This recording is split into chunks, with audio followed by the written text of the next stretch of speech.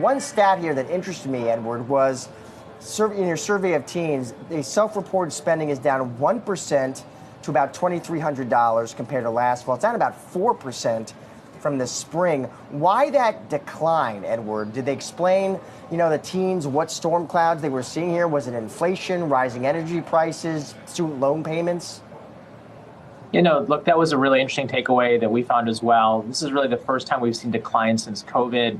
On inflation, though, that actually is now number 2 in terms of social and kind of news concerns that they have. So it's right behind the environment. 9% said that this was their primary concern, inflation, which has been ticking up. So we suspect that that's been a big driver of it.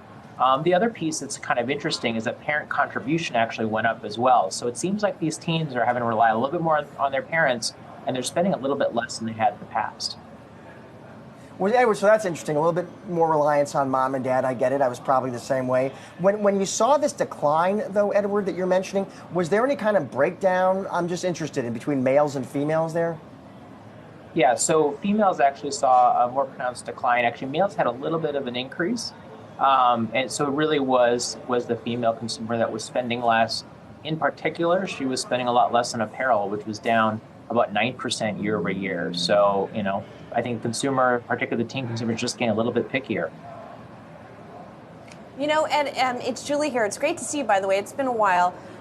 It's so interesting. We've got the sort of cross today of your survey, as well as it being Amazon Prime Day again.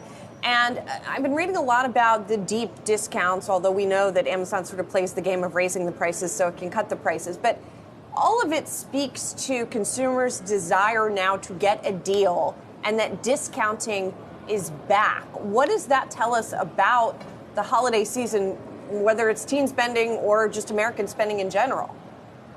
Look, the holidays are always promotional, but it looks like we may have an even more promotional holiday season this year, right? One of the interesting takeaways, the off-price retailers, so folks like TJ Maxx, actually saw a significant uptick in share. I think that dovetails really well with your point that the consumer wants a deal, they want great brands, and I think that's where they're really going to be focused on for holiday.